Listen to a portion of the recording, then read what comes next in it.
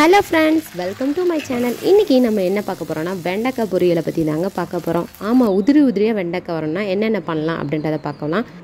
இப்போ பாத்தீங்கன்னா இவ்வளவு வெண்டைக்காய் இருக்கு फ्रेंड्स. இந்த வெண்டைக்காய் எல்லாமே தோட்டத்துல வாங்குன வெண்டைக்காய். இதை எல்லாத்தையும் நம்ம சின்னதா ரவுண்டா கட் பண்ணிக்கலாம்.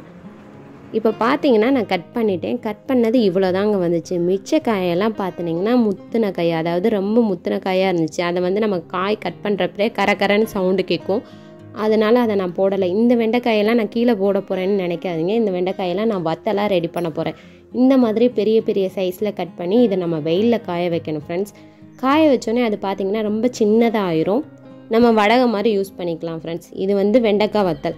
அதுக்கடுத்து பார்த்திங்கன்னா இந்த வெண்டைக்காவை நான் இப்போ கட் பண்ணி வச்சுட்டேன்ல, இந்த வத்தல் ரெடி பண்ணுறதுக்கு இந்த மாதிரி ஒரு பிளேட்டில் காய வைக்கணுங்க. இப்போ ஒரு வடத்தாச்சி எடுத்துக்கிறணும். அதில் நம்ம கொஞ்சமாக எண்ணெய் ஊற்றிக்கிறணும். இப்போ வெண்டைக்காய் பொரியல் ரெடி பண்ண போகிறோம். அதுக்கு 2 பட்டை வத்தல் போட்டுக்கிறணும்.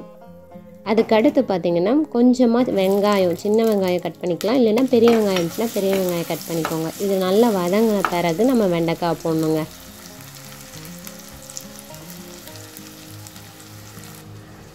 இப்போ வெண்டைக்காயை ஃபுல்லாக எடுத்து போடலாம் ஃப்ரெண்ட்ஸ். வெண்டைக்காய் வந்து பிசுப்பு வராமல் இருக்கிறதுக்கு ஒரு ட்ரிக் இருக்குங்க. அதை நான் உங்களுக்கு கண்டிப்பாக சொல்கிறேன். இப்போ எல்லா வெண்டைக்காவையும் போட்டாச்சு.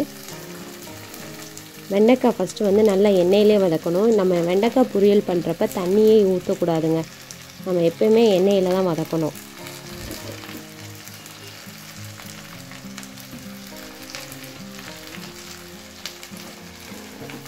இப்போ இதை நல்லா எண்ணெயில் எல்லா வெண்டைக்காயும் படுற மாதிரி கிண்டி விடணும்.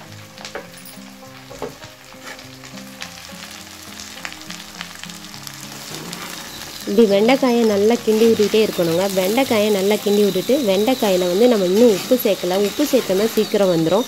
அதனால் நம்ம கொஞ்சமாக உப்பு எடுத்துக்கிறோனுங்க.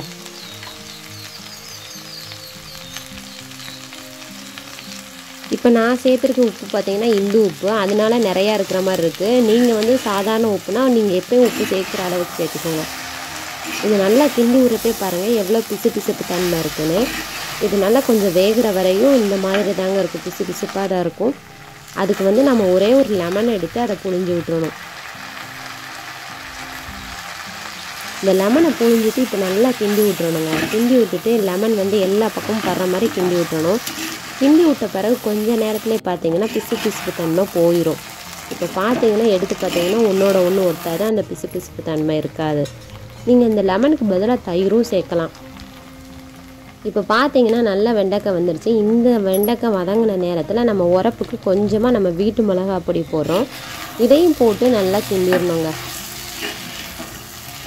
ஏன்னா நம்ம கிண்டினா தான் எல்லா வெண்டைக்காயிலையும் ஓட்டும். அது இல்லாமல் மசால் பொடி வாட போகிற வரையும் ஒரு 10 நிமிஷம் வச்சுருக்கணும். லோ ஃப்ளேம்லேயே வச்சுட்டிங்கனாலே அந்த ஸ்மெல் போயிடும்.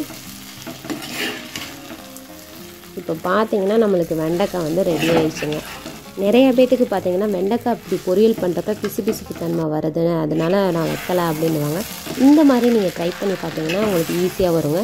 கண்டிப்பாக இந்த வீடியோ உங்களுக்கு பிடிச்சிருக்குன்னு நினைக்கிறேன். பிடிச்சிருந்துச்சுன்னா லைக் பண்ணுங்கள், ஷேர் பண்ணுங்கள், மறக்காமல் சப்ஸ்கிரைப் பண்ணுங்கள் ஃப்ரெண்ட்ஸ். தேங்க்ஸ் ஃபார் வாட்சிங். நெக்ஸ்ட் வீடியோவில் பார்க்கலாம்.